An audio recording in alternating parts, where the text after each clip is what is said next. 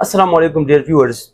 Today I am going to start lectures on political philosophy, but it is very important to learn the city-state before delving into political philosophy, because these city-states, they were called the birthplace of political philosophy. The city-states, they were there in the Greek, and they were divided by the mountains and the valleys, and the seas into the valleys. There were multiple city-states, but two of them are very much important. One was the Sparta, the other was the Athens. In Sparta, there was dictatorship.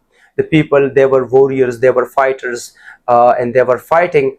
The Sparta has the largest army, and on the other hand there was Athens. There was democracy, and the people, they were not warriors, but Athens had largest navy.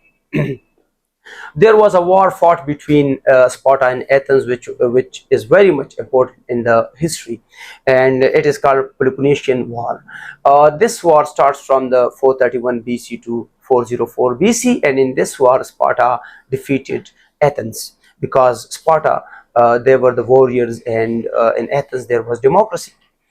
Here today we will discuss Athenian city-state, which is important, and I first told you, I mentioned that this Athenian city-state is also called the birthplace of political philosophy.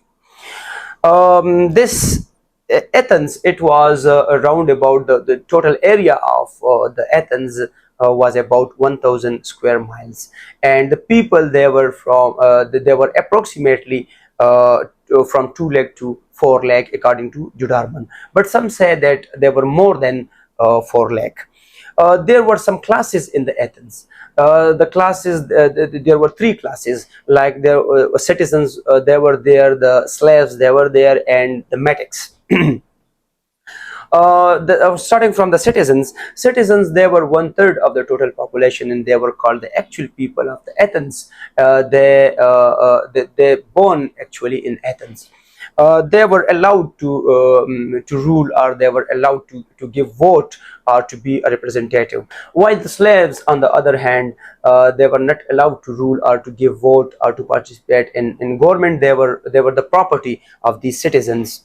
The slaves, they were the largest group, means that they had the largest population.